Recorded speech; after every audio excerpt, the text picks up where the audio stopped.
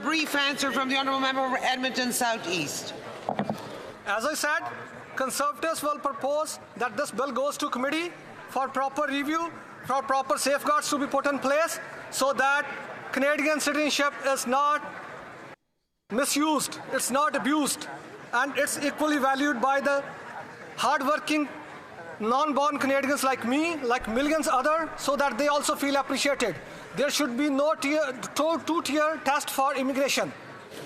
Thank you very much. Statements by members, déclaration des députés. The Honourable Member for Kootenay-Alberni.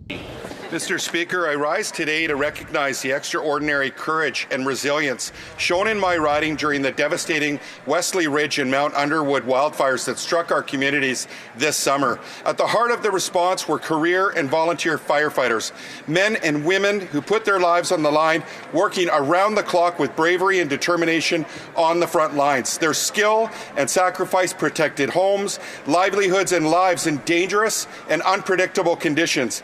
I also want to thank First Nations, local governments, and the many neighbours, volunteers, church groups, service clubs, and local businesses who rallied to support families, opening their doors, caring for animals, and ensuring that no one was left behind. These fires reminded us that in the face of danger, we are strongest when we stand together.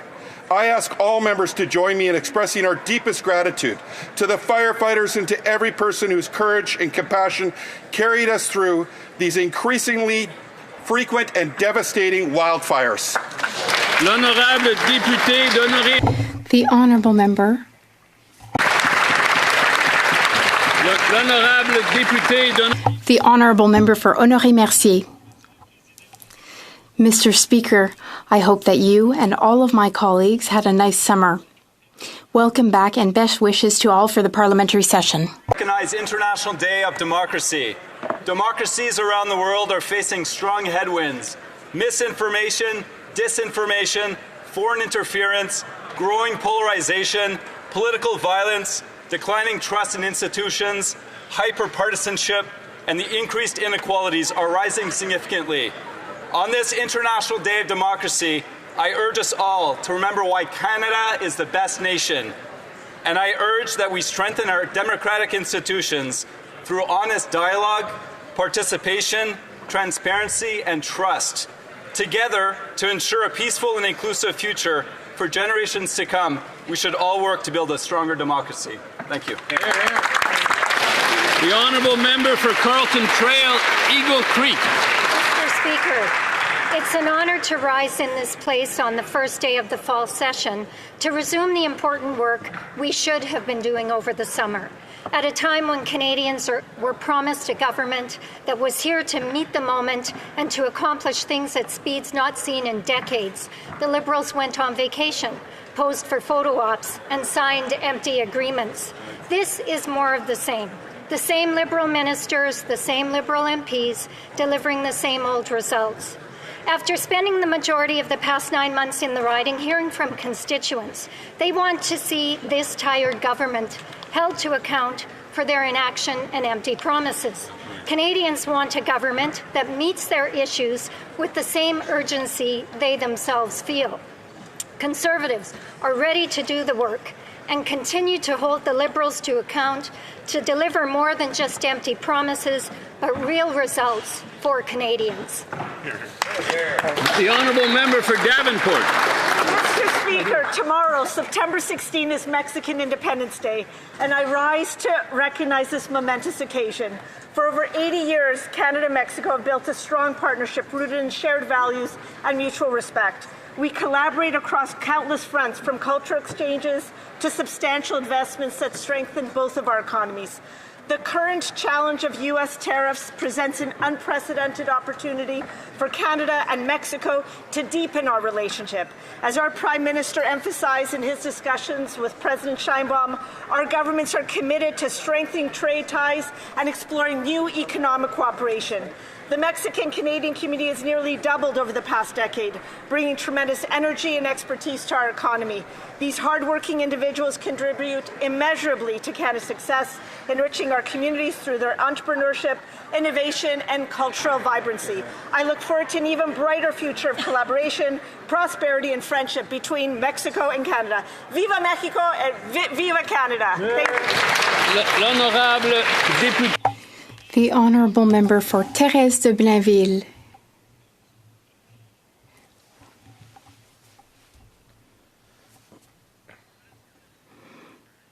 No audio. Maybe going to start over. Percent or more by Communist China. I'll allow the honourable member to start over. There was a problem with the mic, which was the result of a mistake I made. I went one person too quickly. So go ahead, starting from the top, the member for Foothills. Right now, Foothills farmers are in the middle of what looks to be a bumper canola crop. But instead of celebrating what looks to be one of the best harvests they've had in years, they are being crushed by canola tariffs of 75% or more by Communist China, blocking them out of their second largest market.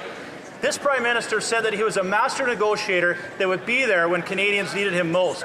But instead of results, Beijing has added higher and more tariffs on canola farmers. Now our pea producers, canola, pork, seafood, beef are all being blocked out of a critical market. The Liberals' response to this? Higher loans for farmers. But canola growers are adamant they cannot borrow themselves out of this crisis. Canada's Conservatives are committed to finding real solutions to this crisis. But Canadian farm families know they have a real champion in Canada's Conservatives, led by the Honourable Member of Battle River Crowfoot. L'honorable député de Thérèse de Blainville. The Honourable Member for Thérèse de Blainville. Mr. Speaker, it is with great sadness and emotion that I pay tribute today to René Aumier-Roy, a cultural icon in Quebec who passed away at the age of 85. For over 6 decades, he shaped our collective imagination. On the radio, on television, and in his columns, René Aumier-Roy covered our culture, literature, cinema, theatre, and artists with exceptional intelligence, insatiable curiosity, and great respect. He had a unique tone, both vigorous and warm, and that was a part of day-to-day life for generations of Quebecers. He taught me about Quebec and Canadian culture. We have lost more than just a journalist or a broadcaster. We have lost a voice that brought our culture to life, giving it its rightful place and dignity. I offer my sincere condolences to his family, his loved ones, and all his colleagues at Radio-Canada and in the world of culture. Quebec and Canada mourn the loss of a man who gave us so much, and his legacy will live on.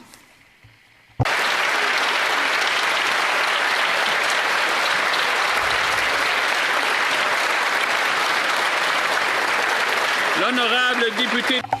The Honourable Member for Mégantic-L'Érable-Lotbinière. I have a message for David's friends. David is our first child, mine and Caro's.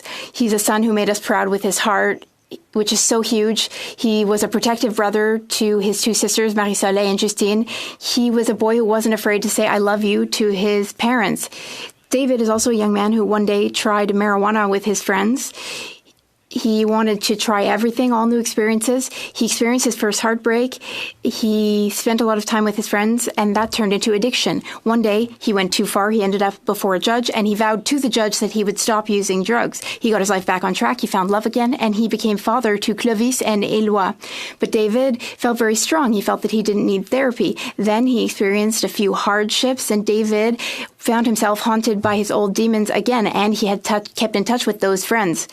My wife, Caro, wrote this on Facebook this month. 7 months ago today, she wrote, "My son took his own life because he didn't want to ask for help, because he didn't want to accept the hand we offered him. Today is Suicide Prevention Day.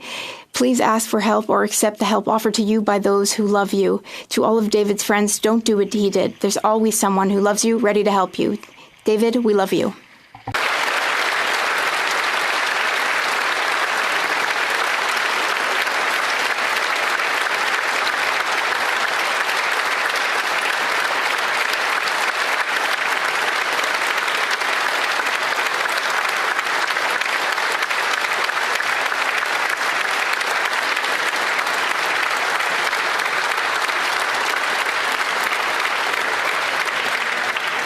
Plus sincères condoléances. My most sincere condolences to the member. Aaron Mills. Mr. Speaker, it was a busy summer in Mississauga, Erin Mills. I met with constituents across my riding, listening to their concerns and their hopes for the future of Canada. I hosted my annual community barbecue where thousands of neighbours and their families came together to enjoy a meal and connect with our community. I facilitated roundtables for constructive solution finding and joined my community in their events and their celebrations.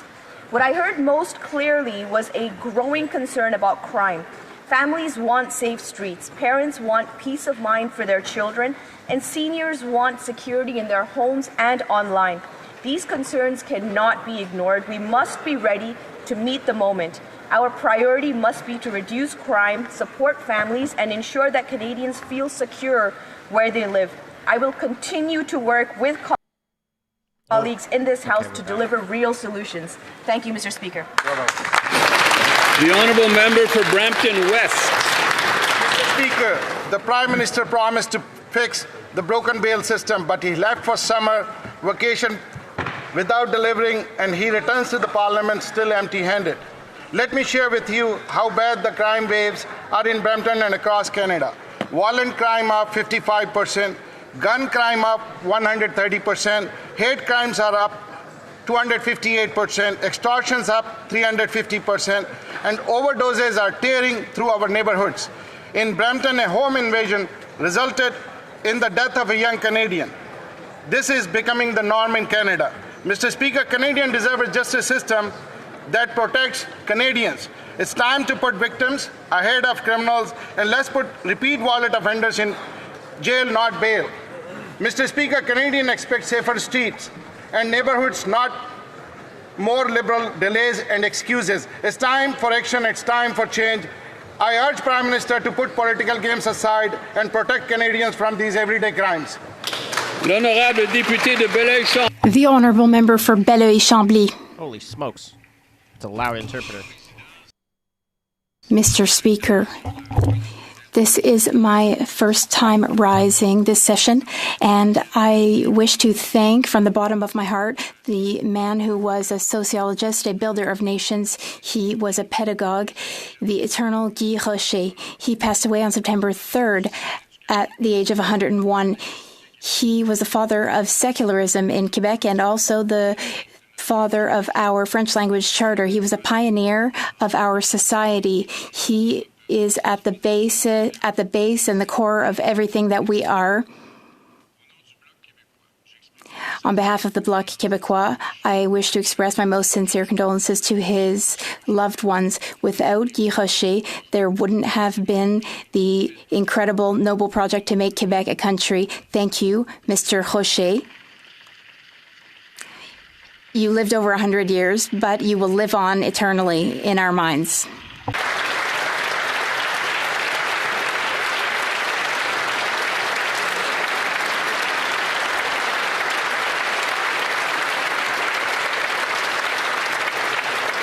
The honourable member for Cumberland-Colchester.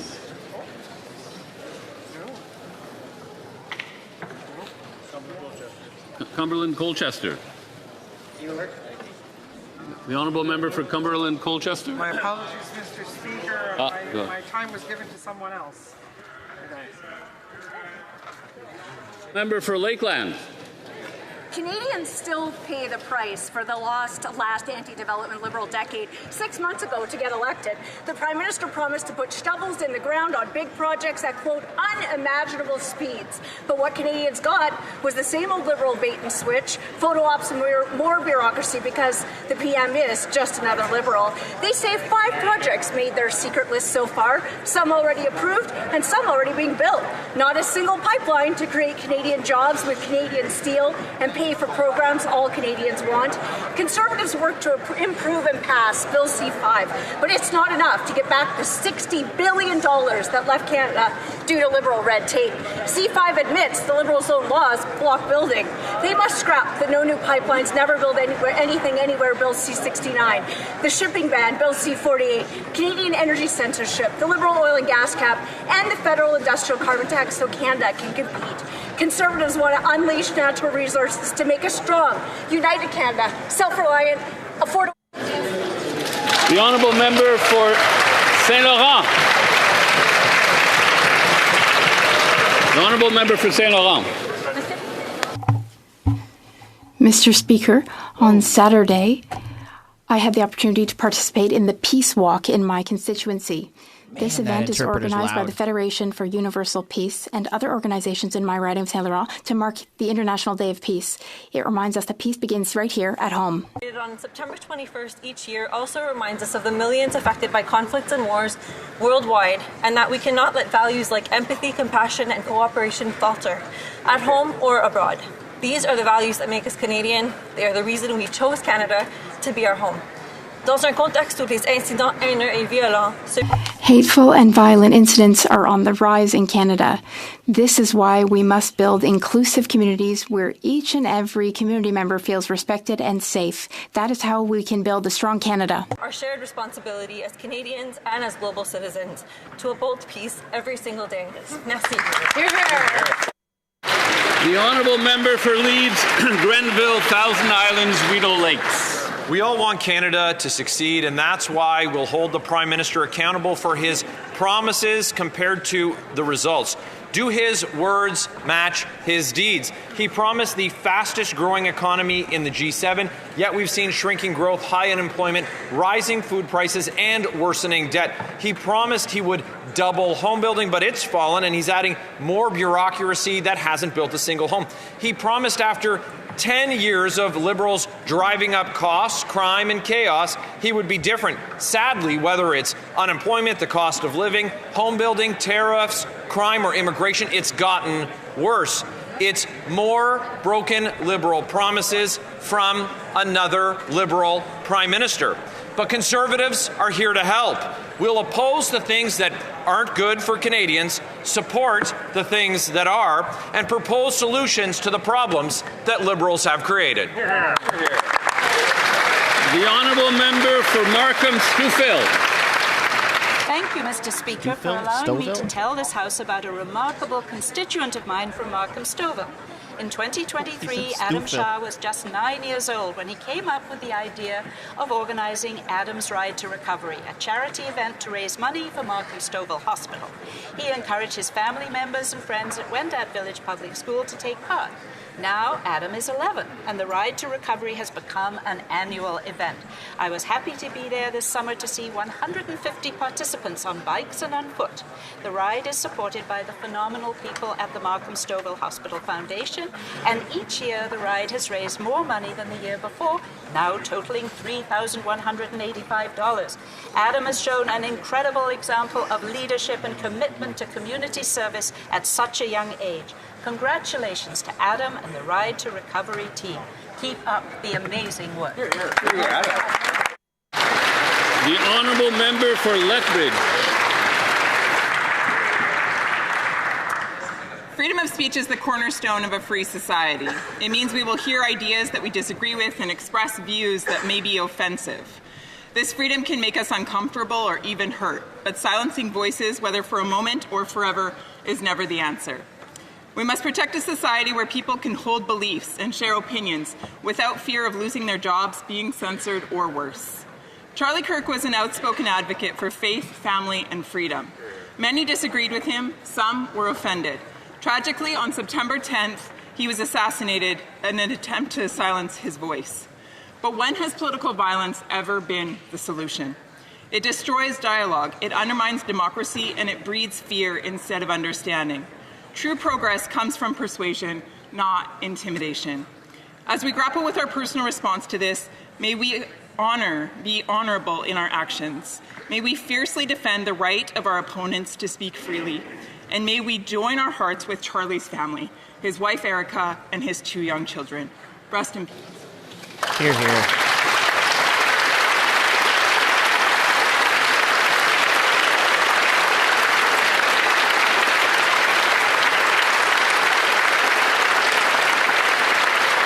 The honourable member for Ottawa, Vanier, Gloucester. Mr. Speaker, I rise today to pay tribute to Ken Dryden, whose passing is a profound loss for Canada. I had the privilege of working with Ken and witnessed firsthand his thoughtfulness, intellect, and dedication. He was deeply committed to improving sport culture and advancing efforts to better protect athletes from concussions. While many will remember him as a Hall of Fame goaltender and 6-time Stanley Cup champion with the Montreal Canadiens, but he was so much more. He was a scholar, an author, a parliamentarian, a leader whose influence extended far beyond the ice.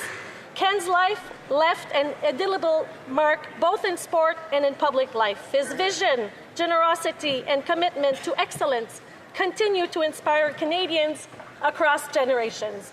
On behalf of this House, I extend my deepest condolences to his family, his loved ones, and all those whose lives he touched. May he rest in peace. Thank you, Mr. Speaker.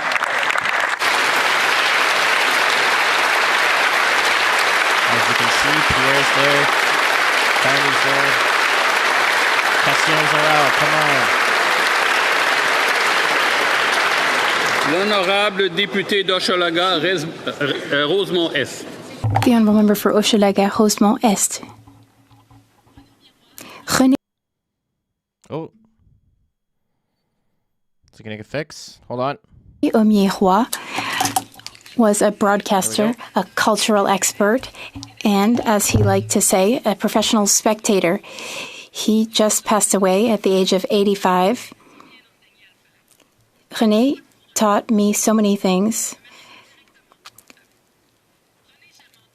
I won't talk about you. I'll speak directly to you. I spent 10 years with you, working with you, and 40 years listening to you. I always appreciated your spirit, your unique nature, and your defense of our culture. You were never complacent. You never believed in objectivity. You always pursued truth and honesty. René, you were an excellent communicator. Listening is, of course, a talent, and that was one of yours, which you used alongside your curiosity. René, I'm sure that wherever you are, it's incredibly distracting. Goodbye, René. All right, here we go. Questions orales. Come on. Question period, please. Questions orales. Oral questions. The Honourable Leader of the Opposition. Let's go. Pierre's back, baby. My mother taught me never to be late, so please forgive me for my late arrival to the session. I had some meetings with extremely important people in East Central Alberta, Mr. Speaker, after which I was honored to be elected by the great people of Battle River Crowfoot. I served in this House. I thank the great Damien Kirk who made it possible, and I thank the Prime Minister for calling a prompt by-election. I wonder if one day he might regret that decision, but in a spirit of good faith, I wonder if he agrees that our goal should be a Canada where hard work is rewarded, where food and homes are affordable, where streets are safe, where borders are solid, and where we're all united under a proud flag. The Right Honourable Prime Minister. Mr. Speaker, I'm sure I speak for all parliamentarians in welcoming the member for Battle River Crowfoot back to the House of Commons.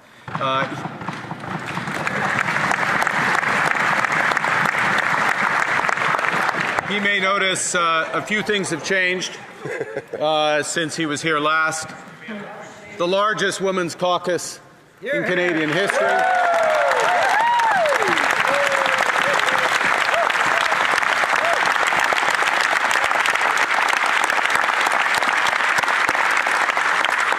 And a spirit of collaboration that was shown in the opening session, including in the passage of the Build Canada Act and the projet de loi du Bloc québécois en ce qui concerne. And the Bloc's bill in terms of protecting supply management. I agree entirely with the sentiment and objectives of the Leader of the Opposition.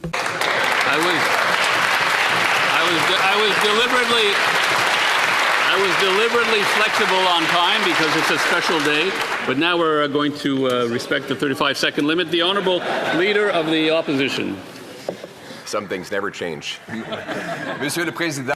Mr. Speaker, I'd like to thank my constituents of Battlefoot Crowfoot, who we had a by-election very quickly, and sometimes the Prime Minister may regret his decision, but I think we all agree with the mission of re-establishing a Canada where hard work and affordable homes and food, in safe streets and solid borders, all united under a proud flag.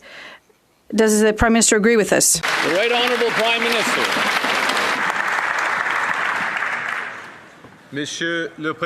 Mr. Speaker, I agree entirely with the sentiment and objectives that the Leader of the Opposition has just expressed for our great country. Thank you. The Honourable Leader of the Opposition. Mr. Speaker, the Prime Minister mentioned how much had changed, and it's true. I look around this place, and when I left, there was a Liberal Prime Minister who was making excuses about breaking promises, running massive deficits, costs, crime, chaos were all out of control. And whereas today, we have a Liberal Prime Minister breaking promises, making excuses, running massive deficits with costs, crime, and chaos out of control. Mr. Speaker, when will the Prime Minister match the grand promises with the real change Canadians need? The Right Honourable Prime Minister. Mr. Speaker, I understand the Minister, or the Minister, promotion. Come on over. I understand the Leader of the Opposition was busy. He missed the largest tax cut for 22 million Canadians. He missed the cut on the GST for new homes. He missed eliminating all federal barriers to trade. He missed, I hope I'll have another opportunity to finish a very long list of what the Leader of Opposition did. The Honourable Leader of the Opposition. Dans l'esprit. In a nonpartisan spirit, we're simply going to insist that the Prime Minister adhere to his own promises. He promised the strongest growth in the G7 for our economy, and now our economy is declining the fastest in the G7. He also promised that food would cost less. It's more, and food inflation is accelerating. He promised a budget in October, and now we'll see one maybe in November with a double deficit. So, inaudible. Prime Minister. Mr. Speaker, this government has been absolutely focused on improving affordability for Canadians. That's why the largest tax cut, 22 million Canadians, every taxpayer in this country. That's why the cut to the GST. That's why the launch of Build Canada Homes, which will reduce the cost of home building in this country. That's why we back the CRTC to get broadband costs down for Canadians. We are building the strongest economy throughout the worst crisis in our history. The Honourable Leader of the Opposition. In the spirit of nonpartisanship, we are simply going to hold this Prime Minister to his own promises. He promised that he would spend less. He's already spending 8% more. He promised the budget would be in October. Now he says it will be in November, more than halfway through the fiscal year. He promised that his government would have a smaller deficit than Justin Trudeau. Instead, now we hear that it might even be double. So a trivia question. Can the Prime Minister tell us, has there ever been a Prime Minister who has successfully doubled the deficit without even introducing a budget? The Right Honourable Prime Minister. It's a trick question.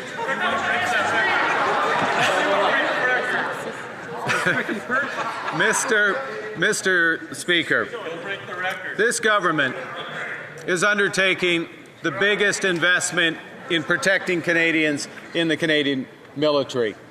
Doubling our investment in the Canadian military from last year when this member last sat in the House by the end of this decade.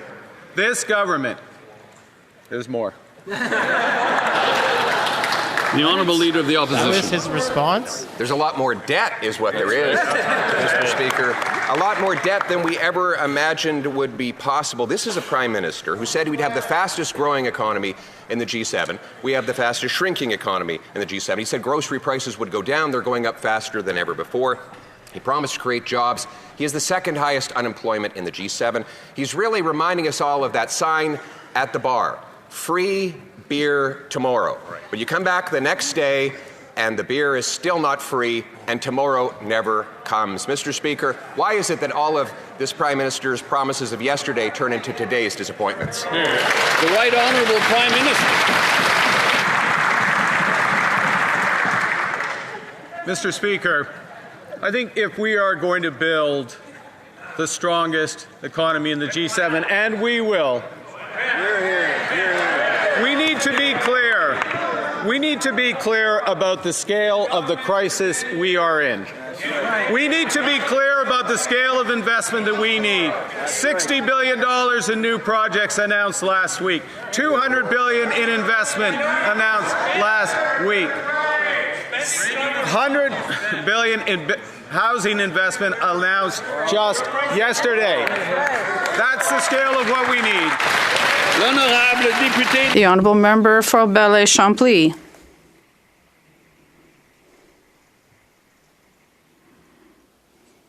Mr. Speaker, the Prime Minister was elected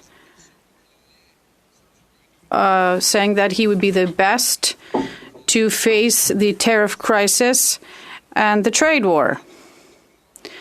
Almost 4 months have gone by, and Canada is not coming out on top. At best, we can say that it hasn't been a success. Can he commit now to put an end to tariffs and an end of a trade war agreement with the United States, his true priority? The Right Honourable Prime Minister.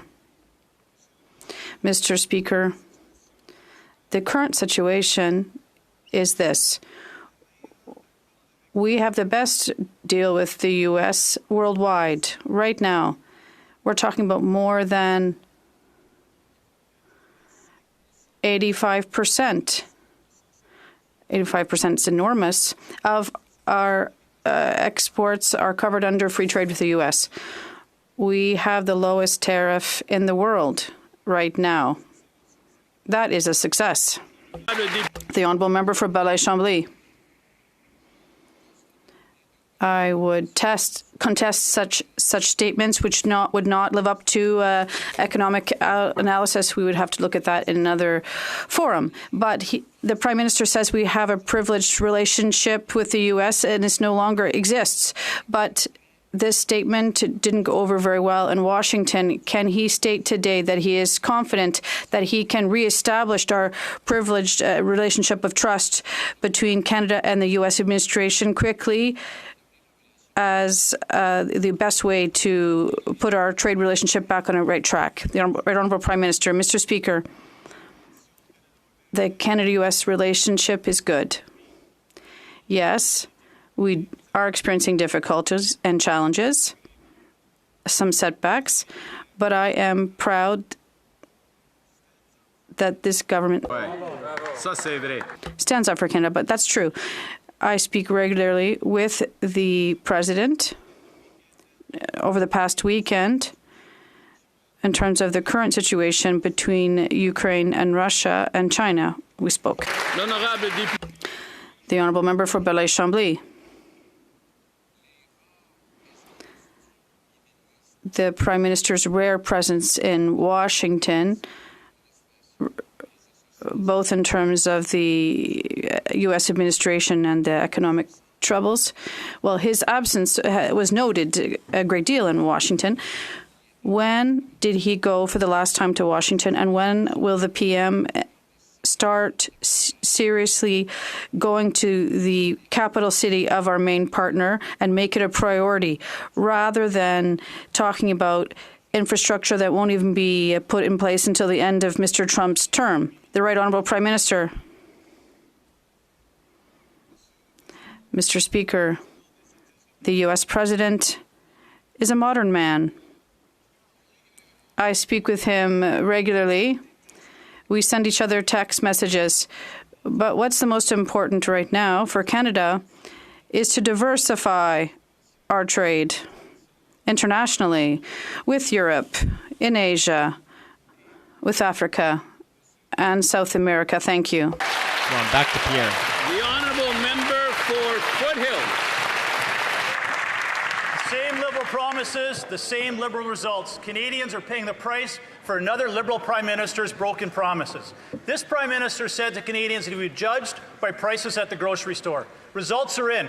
This Prime Minister has failed. Food prices have surged 40% since the last Liberal Prime Minister broke that same promise the last time. Should this Prime Minister's promise to Canadians not be judged by food prices at the grocery store, but the number of families being forced to food banks? Right. Hear, hear. The Honourable Minister of Housing and Infrastructure. Thank you, Mr. Speaker. Well, the number one cost for Canadians is their housing, and we have taken action to make housing more affordable. Yesterday, the Prime Minister and I announced the launch of Build Canada Homes, which will be a one-stop shop for making housing more affordable across Canada. And we're launching that on 6 pieces of Canada lands, 4,000 homes that we will start building immediately. Thank you. The honourable member for Foothill. Canadians can't afford to put food on the table, let alone pay for the Liberals' bureaucracy when it comes to housing. But let's be clear. This was the Prime Minister's promise. These were the Prime Minister's words. This is the Prime Minister's failure. Food prices are going to go up $700 per Canadian family this year. Canned soup is up 26%, apples 14%, tuna 19%. The daily essentials have become unaffordable. Is sticker shock at the grocery store the experience that this Prime Minister promised Canadians? Wow. The Honourable Minister of Housing and Infrastructure. Thank you, Mr. Speaker. As far as promises delivered goes, this government promised to launch Build Canada Homes and make the largest investment in affordable housing in Canadian history. We are taking action where it matters most, and Canadians need support on affordable housing. Across the board, we need more support, but starting with housing, and housing first, particularly for those on low incomes and those who are homeless. We are taking action.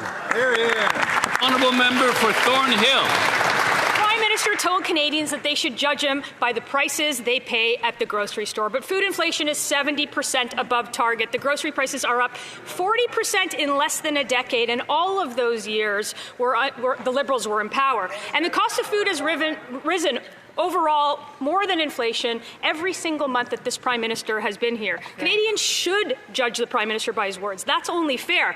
But is it that he never shops for food, or is it that he thinks inflation is something that happens to other people? Yeah, way to go. The Honourable Minister of Housing and Infrastructure. Thank you, Mr. Speaker. Again, we'll come back to the number one cost for Canadians and concern is around affordability of housing. That's so true. I know the Conservatives and the members opposite do not care about affordable housing. We're here to take action on it. Make life more affordable for Canadians, starting with their homes. Thank you, Mr. Speaker. Good work. The Honourable Member for Thornhill.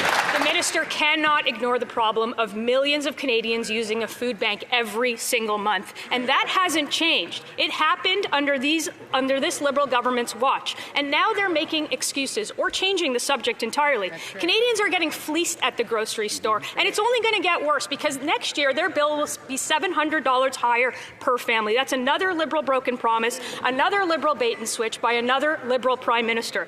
So is that the experience that he's now promising Canadians? Yeah, way to go, L'Honourable Ministre des Finances. The Honourable Minister of Finance. We listen to Canadians, something that the Conservative may want to do a bit more. And what Canadians have told us, Mr. Speaker, is affordability is the first concern. The second is housing, and the third is the economy. What have we done, Mr. Speaker, while the leader was away? The first thing we did for Canadians was to reduce taxes for 22 million Canadians, Mr. Speaker. Everyone got a raise on Canada Day, Mr. Speaker. The second thing, we removed GST on first-time home buyer, Mr. Speaker. And we are going to build with Canadians, with every Canadian, the strongest economy in the G7. That's what this Liberal government is about. The Honourable Member from Mégantic-L'Érable, Lotbinière. on the day that the Liberal Prime Minister was sworn in. He stated that Canadians would judge him based on the cost of groceries. And let's look at the results of this Liberal system. Food inflation is now 70% above target. Families are paying more, children are earning less, and this is just another broken promise by the Liberals. Does the Prime Minister admit that his own words were just another Liberal deception because the Prime Minister is now just another Liberal like the rest of them? Why is this Prime Minister making grocery shopping an increasingly painful and expensive experience for families? The Right Honourable, the Minister of Canadian Identity. Thank you, Mr. Speaker. I had the pleasure this morning with my colleague, the Minister of Infrastructure and Housing, and colleagues from the Quebec government to launch a project to build 20,000 homes, including 6,000 off-market homes that are affordable to help families and people in the Montreal region. And we're going to do this across our country, Mr. Speaker. The Honourable Member for Mégantic-l'Érable-Aubigny.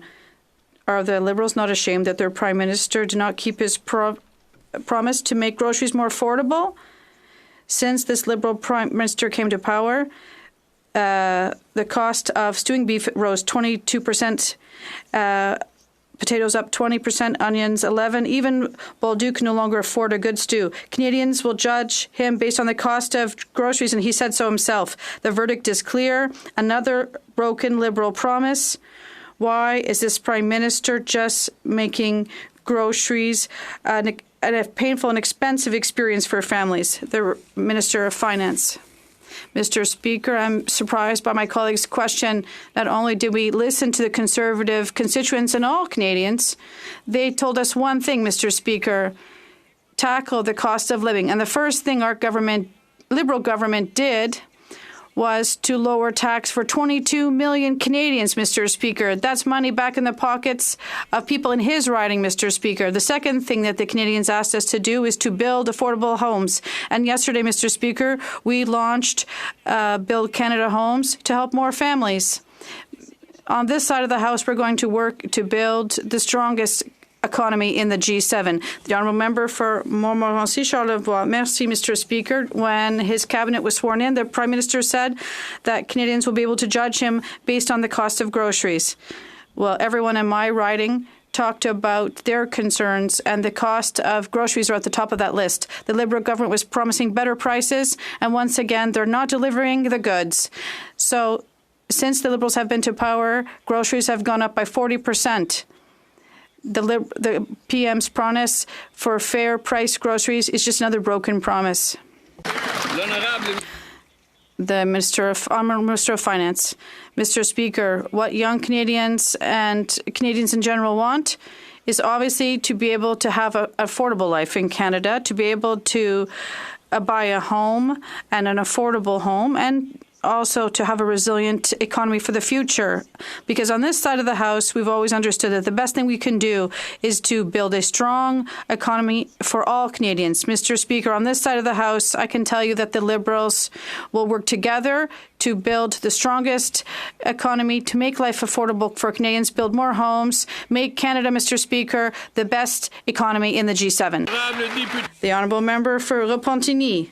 Mr. Speaker, only one summer and 10 years back in terms of the environment, the Prime Minister adopted C5 to improved projects without social license, and they want to skip environmental evaluations for pipelines, and they're not talking about zero emissions vehicles, and even they're taking a step back in terms of the sale of these vehicles. And even went even further, they refuses to commit his GHG reduction emissions in the midst of a climate crisis. Will this government keep its own, respect its own targets for 2030? The Honourable Minister of the Environment and Climate Change. We continued to fight against climate change. We know it's important. It was important for future generations and for our economy, because when we look around the world, everyone wants low-carbon products, and that's exactly what we want to do, is to build a strong Canada, and it'll be one that will be good for future generations. The Honourable Member for Repentigny. Mr. Speaker, let's talk about the government's big projects with C5. C5 is overreach that even affects good projects because good projects don't need to skirt environmental impact assessments or federal legislation. They don't need to snub social license. If they're doing this, then these aren't good projects. Can this government promise that all of these major projects will respect environmental norms, legislation, and the will of Quebecers? The Honourable Minister of the Environment and Climate Change. Mr. Speaker, it's always interesting to hear the Bloc talk about important projects when the Bloc leader did authorize drilling on Anticosti Island when he was the Minister of the Environment. But now we are going to build a strong economy, and that is clean for future generations. That's what we're doing, and we are going to build a strong Canada for future generations. The Honourable Member for Parry Sound, Muskoka. The Prime Minister promised to double home building to 500,000 homes per year, but today housing starts are down 13%, another broken Liberal promise. Yesterday, the Prime Minister introduced a fourth $13 billion housing bureaucracy to build, wait for it, 4,000 homes. What blocks home building is government bureaucracy, red tape, and taxes. So why does the Prime Minister believe that adding $13 billion more bureaucracy is now suddenly going to solve the housing crisis? Because he has invested in modular housing. Thank you, Mr. Speaker. Well, I'm happy to share that there is a significant commitment, $13 billion, that will be invested in housing and leveraging private investment as well, working with private capital, with builders and communities across Canada to make sure we are building the affordable housing that Canadians need, particularly young Canadians who can't afford to get into the market. Those 4,000 units are the first start on Canada lands and the very, very beginning of the most comprehensive investment in Canadian affordable housing. Member for Parry Sound, Muskoka. $13 billion for a fourth federal Ottawa housing bureaucracy to build 4,000 homes is not a solution. It is yet another Liberal boondoggle that will cost Canadians a fortune and will solve nothing. The Prime Minister said the core challenge present in the housing market is it's just too hard to build. It's hard to build because of government taxes and red tape. In Toronto and Vancouver, the cost of government on a new home is over 25%. Housing starts there have stopped. Why does the Prime Minister not understand that if we're going to get homes built, we have to cut the bureaucracy, not add $13 billion more? The Honourable Minister for Housing and Infrastructure. Thank you, Mr. Speaker. Well, the member opposite and the Conservatives may not believe in investing in affordable housing. This government does. This government is making an unprecedented investment in building affordable housing in partnership with the private sector, in partnership with cities, provinces, territories, Indigenous nations. We are going to deliver with our partners like never before. The Honourable Member for Barrie Springwater, Oro-Medonte. Mr. Speaker, under this Liberal government, lawlessness has become the norm in Canada. In many cities, children can't play safely in parks, families can't walk down sidewalks, businesses are suffering, and residents are living in fear. Tent encampments and lawlessness are taking over public spaces. This summer, Barrie Mayor Alex Nuttall was forced to take the extraordinary step of declaring a state of emergency to try and restore order back to Barrie. Wow. Canada was not like this 10 years ago. When will this Prime Minister stop this reckless Liberal agenda and bring order back to our communities? Hear, hear, hear. The Honourable Minister for Public Safety. Mr. Speaker, our plan to keep communities safe will keep drugs, guns, and criminals off our streets. We're partnering with police services across the country to fight organized crime. We'll make it tougher for violent criminals to get bail and impose stricter sentences to repeat violent offenders. We're hiring 1,000 CBSA and RCMP officers to add to the 10,000 frontline personnel who are already keeping our borders safe. This work will be bolstered by investing in community safety initiatives to stop crime before it starts. Mr. Speaker, we will always be there to keep Canadian communities safe. The Honourable Member for Cloverdale, Langley City. Mr. Speaker, this Liberal Prime Minister swaggered in promising a massive surge in home building, 500,000 new homes a year. After all that hype, Vancouver families are still staring at million-dollar price tags. That surge hasn't even made a ripple. Projects are stalled, permits crawl through red tape, and the only thing going up faster is the bureaucracy he's building. Now that big pledge has shrunk to just 4,000 homes at the cost of $4 billion, and yet another Liberal broken promise.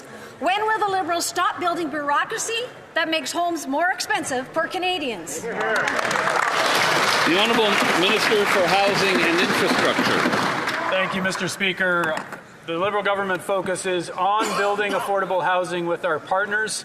This is an unprecedented investment alongside a cut to the GST for first-time home buyers, which we are rolling out.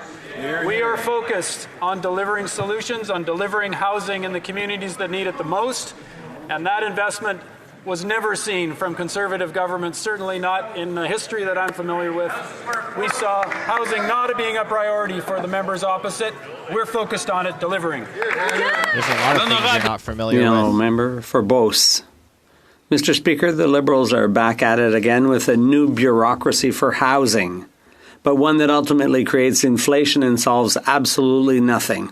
The Prime Minister promised Canadians he would double housing and construction, committing to build 500,000 units per year. But what's he actually doing? Proposing a new bureaucracy that will only build 4,000 new homes.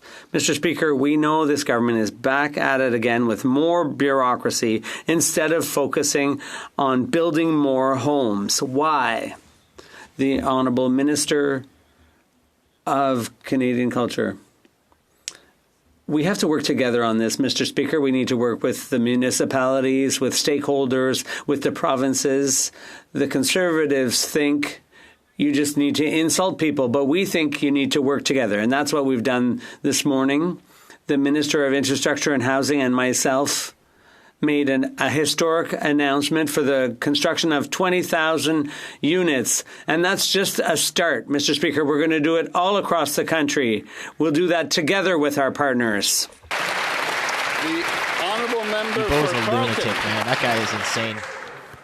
Mr. Speaker, Canadians made it clear, in the last campaign that they expect us to deliver real housing solutions, to get more homes built faster, to bring down the cost of housing so that young people, families, those most vulnerable, and those along the housing continuum can access housing that meets their needs.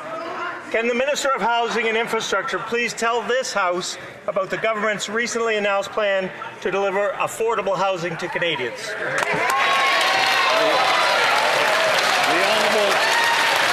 The Honourable Minister for Housing and Infrastructure. Thank you, Mr. Speaker, and I'll thank the member from Carleton for his question and for the focus today on affordable housing. And I know the member from Carleton is very concerned about making sure it's green, sustainable housing, and we will certainly focus on ensuring that energy costs are low, that these are resilient homes that get us through the challenges ahead with climate change. We will make sure they are affordable, first and foremost, and build a new Canadian industry manufacturing the best homes in the world. Thank you, Mr. Speaker. The Honourable Member for Kamloops, Thompson-Nicola. The Prime Minister said he would fix safer streets for the Liberal on behalf of the Liberals. He promised to fix the broken Liberal justice system. And yet, an 8-year-old was killed while sleeping, the place he should have been safest. Now, Mr. Speaker, the Justice Minister said this isn't the Wild West, and he's right. 8-year-old children sleeping in their homes and getting killed did not happen in the Wild West. The Liberals say they're tough on crime, but they won't repeal Bills C5 and Bill C75. Another bait and switch from another Liberal Prime Minister. When will these same old Liberals get tough on crime? The Honourable Minister of Justice. Mr. Speaker, obviously the circumstances my honourable colleague raises constitute an entire tragedy that should shock the conscience of every Canadian. But when the honourable member poses a question about repealing Bill C-75, I would suggest it is a good idea to read it first. He does not seemingly understand that bill actually makes it harder for people who are charged with intimate partner violence to receive bail. Now, I am willing to work in good faith with members of any party to help strengthen the bail system, have harsher penalties for serious crimes, and most importantly, to keep Canada safe. The only question I have that remains is whether the Conservatives will join us in that effort. The honourable member for Kamloops, Thompson, Nicola.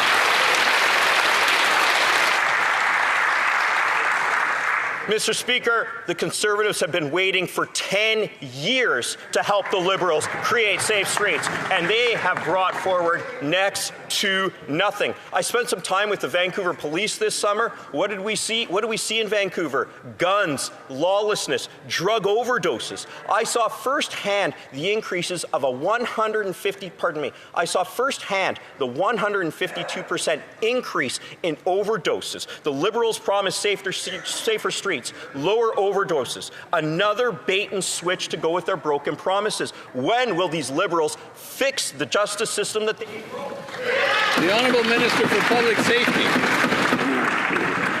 Mr. Speaker, I too had the opportunity to be with the Vancouver police and to see firsthand the challenges that they're facing. I was there with their fentanyl czar, Kevin Brasseau, and we saw the incredible work of the Vancouver police in ensuring that their communities are safer. In fact, just recently, 2 days ago, the Mayor of Vancouver indicated that the program that they put in place is working. Together with the work that we're going to be doing on bail reform and ensuring that violent criminal repeat offenders are put away, we will make our community safer, Mr. Speaker. The honourable member for Oxford. Mr. Speaker, violent crime is up over 55%, and more than half of Canadians don't feel safe in their own neighbourhoods. This Prime Minister promised to crack down on crime, yet repeat offenders keep getting out on bail. Another broken promise, but Canadians are paying the price. Families are shattered, lives have been lost, and that's why my Jail Not Bail Act will put these criminals behind bars. So the question is simple. Will the Prime Minister support our bill, restore safe streets, or was that another broken Liberal promise? The Honourable Secretary of State for Combating Crime. Mr. Speaker, it was in our platform. We've got a mandate and we've promised Canadians that we are going to keep our communities safe. This fall, we're tabling legislation to make bail tougher, to make sentencing harder and stiffer on repeat violent criminals. We're going to make sure that these types of criminals stay behind bars and that everyone feels safe in their homes and on their streets. Hear, hear. The honourable member for Saskatoon West. The Prime Minister promised to fix the Liberals' broken bail system, but he hasn't delivered. Another broken Liberal promise, another Liberal bait and switch, because this Prime Minister is just another Liberal. Chief McBride, Saskatoon's top cop, says it's a struggle every day with repeat offenders. The Prime Minister says he'll get tough on crime, but since the Liberals took power, repeat offenders have fueled a crime wave in Canada, with violent crimes up 55%. Mr. Speaker, when will the Prime Minister stop breaking promises and put repeat violent offenders behind bars? Great question. The Honourable Minister of Justice.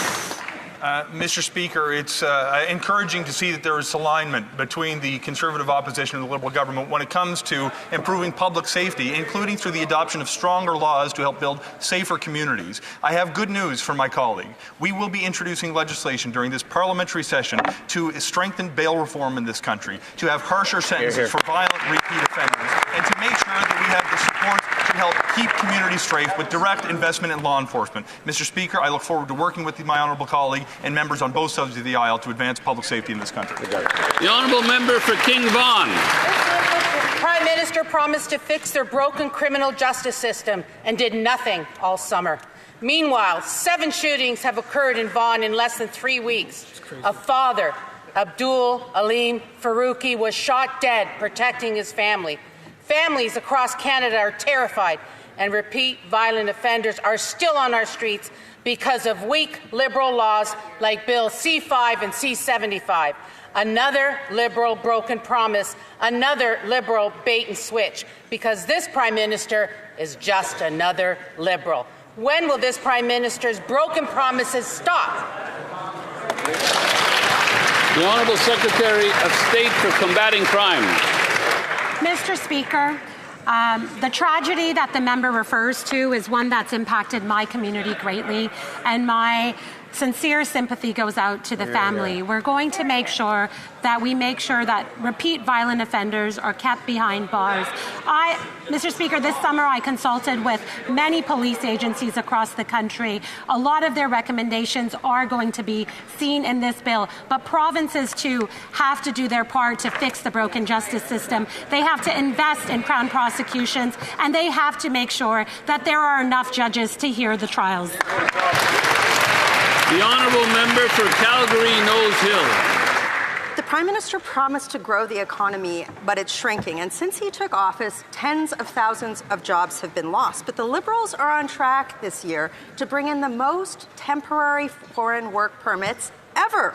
It's so bad that a former Liberal immigration minister just said that they admitted that they let industry become, quote, addicted to temporary work. And he's right. Amid the PM's pledge to cut the public service, even the Liberals are using TFWs to fill federal government jobs. We've talked about buying Canadian. Why isn't the Prime Minister making people hire them? Hear, hear. The Honourable Minister of Jobs and Families. Mr. Speaker, temporary foreign worker use is down by 70% in this country. Less than 1% of our workforce is temporary foreign workers. And in fact, in Canada, Canadians come first for any available jobs. That's why the department has rigid rules for employers that are looking to fill vacancies with workers from other countries. And Mr. Speaker, if employers are abusing the program, they receive serious penalties, including banning from the use of this program.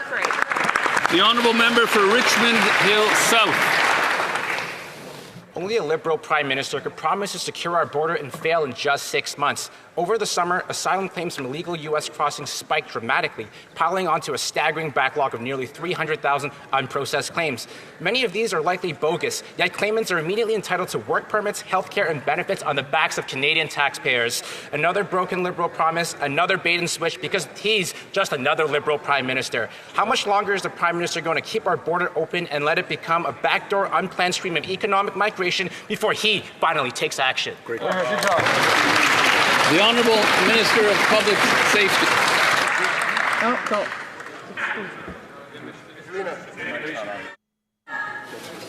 Thank you very much, Mr. Speaker. While the opposition is concentrating on,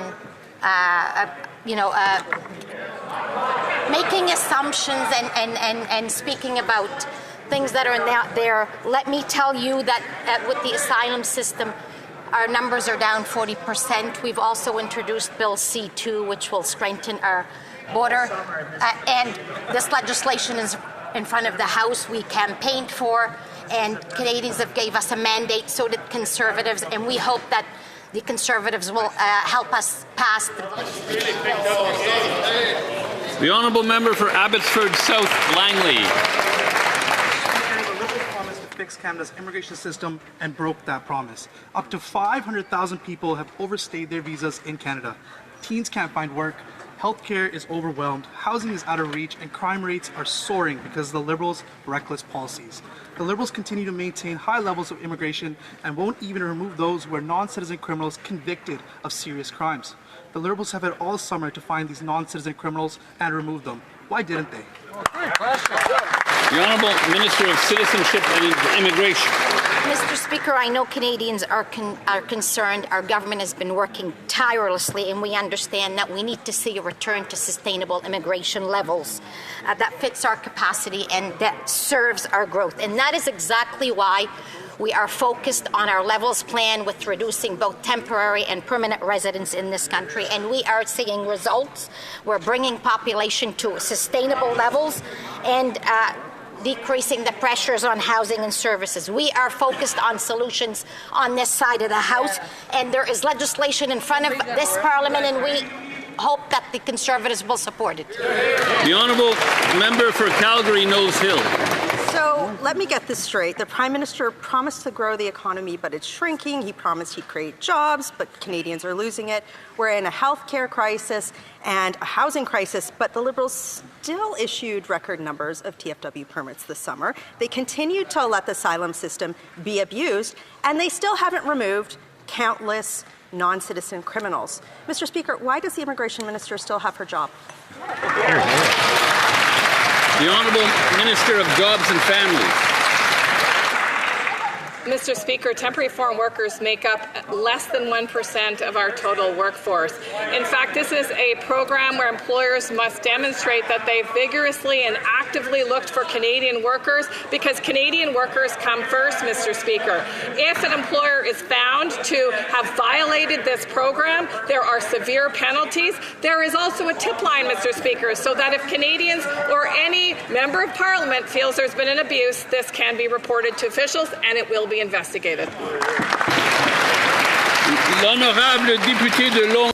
The Honourable Member for Longueuil-Saint-Hubert. Mr. Speaker, Canada is a nation of builders. That's why earlier this month, the Prime Minister announced the first series of projects for the Historic Major Projects Office. That includes projects as diverse and ambitious as the expansion of LNG production in BC, the development of SMRs in Ontario, major mining projects in Western Canada, and the Contrecoeur Terminal Container Project near my riding of Longueuil-Saint-Hubert. Can the Minister of Finance inform this House about the benefits? The Honourable Minister of Finance. Thank you, Mr. Speaker, and I'd like to thank my colleague for his excellent work. Indeed, this major project will increase capacity at the Port of Montreal by about 60%, Mr. Speaker, by providing Eastern Canada with the commercial infrastructure to ensure the flow of goods. With the creation of the Major Projects Office, we're moving from vision to action. Our government is committed to delivering transformative projects that not only create thousands of good jobs, but also connect our diverse regions and stimulate new industries. Mr. Speaker, that's how we're going to make Canada the strongest economy in the G7. Mr. Speaker, allow me to remind this Prime Minister that on the day he swore in his cabinet, he said that Canadians would judge him by the cost at the grocery store. Well, the judgment is here, and the verdict is failure. Yep. Food inflation is now 70% above target. Wow. Another Liberal broken promise, another Liberal bait and switch, because this Prime Minister is just another Liberal. Shame. Add to this rent. You're right. 6 months later, why are Canadians still being forced to choose between rent and grocery? The Honourable Minister of Housing and Infrastructure. Thank you, Mr. Speaker. Well, I'll once again take this opportunity to let the opposition members know Build Canada Homes is up and running as a one-stop shop to build affordable housing in Canada. Here, here. We are going to deliver like never before. We're going to ensure that particularly Canadians who are on low incomes, and there is $1 billion dedicated to transitional supportive housing for those who are homeless or at risk of homelessness. Wonderful. We are delivering on the affordability across the country, Mr. Speaker. Great work. The Honourable Member for Cambridge. Mr. Speaker, the Prime Minister said when he swore in his cabinet that Canadians would judge him by the cost at the grocery store. But with elbows flying up and down, the Liberal government didn't roll up their sleeves and bring down grocery prices. While the Prime Minister does his chicken dance, 5,000 people use a food bank in Cambridge. Canadians are getting crushed. Food prices are up nearly 40%, and food inflation is 70% above target. Another Liberal broken promise, another Liberal bait and switch, because this Prime Minister is just another Liberal. Is this sticker shock his promise to Canadians? Good job. The Honourable Minister of Finance.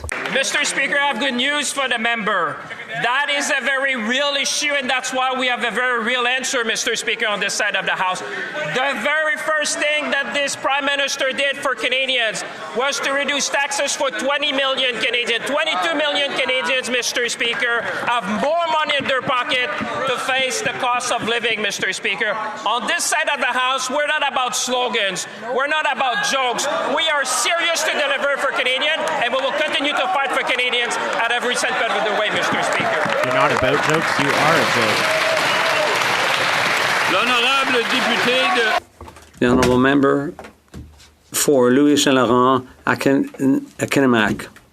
Mr. Speaker, we're talking about Canadians' daily problems. When the Prime Minister was sworn in, he said Canadians could judge him based on prices in the grocery stores. 4 months later, groceries are way more expensive. There's inflation across the board, and people are struggling even more because of this broken promise. Canadians are starting to see that the Prime Minister breaks his promises just like all other Liberals before him. Mr. Speaker, will the Prime Minister explain to Canadians why grocery prices are so much more expensive? The Honourable Finance Minister. Mr. Speaker, Canadians met with the Prime Minister, and they saw that they had a Prime Minister who listens and who has a vision, and above all, a man of action. With the new Liberal government, the first thing we did, Mr. Speaker, was to reduce taxes for 22 million Canadians all across the country, recognizing that we need to pull together to help those who are the most in need. But in doing that, Mr. Speaker, we also enabled those who wanted to buy a home to pay less GST, less tax, and at the same time, we have embarked on the most ambitious house building program in Canadian history. Mr. Speaker, this summer, I heard from folks in my riding of the Bay of Quinte about the cost of living challenges they face. For members of the Canadian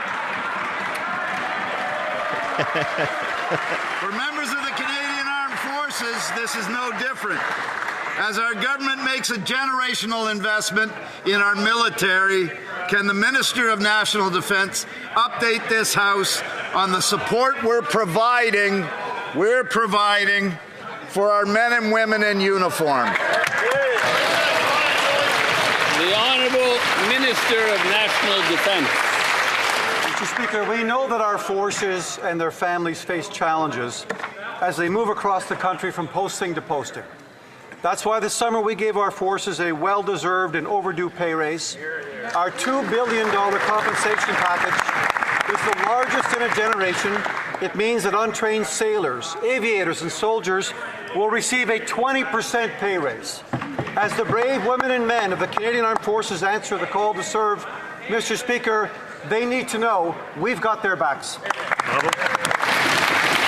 The Honourable Member for Okanagan Lake West, South Kelowna. Mr. Speaker, the Prime Minister promised that he would be elbows up and buy Canadian. He broke that promise when he rewarded the Communist Chinese government a $1 billion loan to buy ferries for BC as they tariff our seafood and egg producers. That's not elbows up. It's another Liberal broken promise, another Liberal bait and switch, because this Prime Minister is just another Liberal. Newly uncovered documents show senior Liberals were only concerned about their political interests. They did nothing to cancel the contract and ensure that our shipbuilders could participate. When will this Prime Minister stop rewarding Beijing, cancel this loan, and buy Canadian? The Honourable Minister of Housing and Infrastructure. Thank you, Mr. Speaker. I think I speak for all members of this House that we are disappointed that BC Ferries made the procurement decision that they made.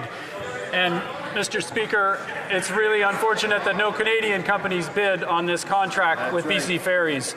That's something that we have to all rectify, and we have to change that by buying Canadian. I agree with the member opposite. On this side of the House, we are bringing forward comprehensive Buy Canadian program to make sure all of our agencies and departments are focused on buying Canadian. The Honourable Member for Vancouver Kingsway. Mr. Speaker, unemployment has surged to its highest level in a decade. Young people are being hit the hardest. 1 in 6 can't find work. Our economy is facing a recession, and millions of Canadians are worried about their jobs. Yet, Liberals are planning to slash services people rely on and eliminate family-sustaining jobs through an austerity budget this fall.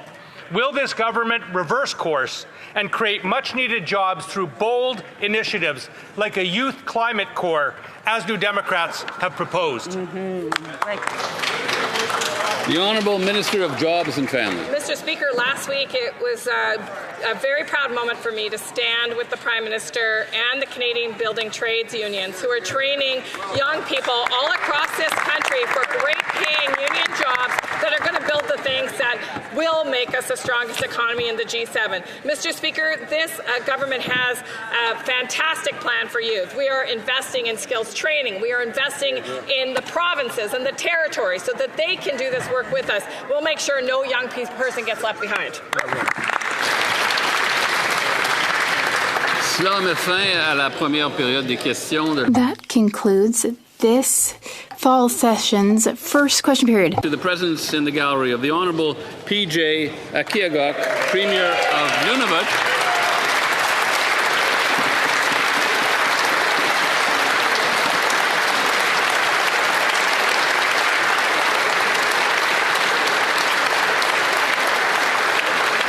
I would also draw the attention of members to the presence in the gallery of Ms. Winnie Byanyima, Executive Director of the Joint United Nations Program on HIV/AIDS and an Undersecretary General of the United Nations.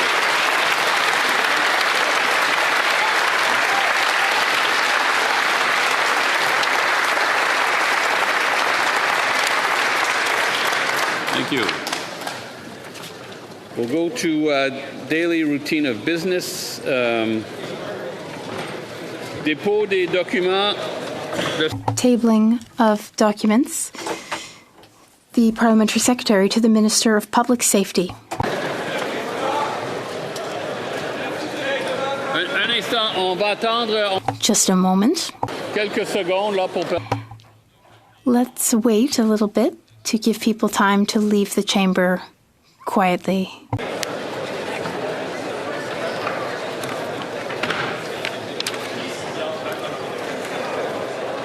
Alors, si les députés peuvent quitter.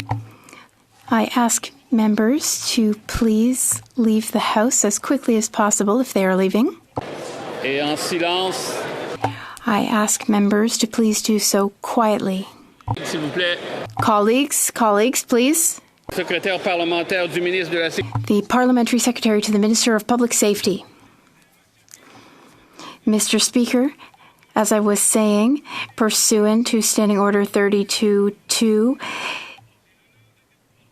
it is my honor to table electronically in both official languages the treaty called Agreement between Canada and the European Union on the transfer and processing of passenger name record data done at Mirabella, Éclano on October 4th, 2024. Le secrétaire. The Parliamentary Secretary. The leader. The House Leader himself. Okay, go ahead.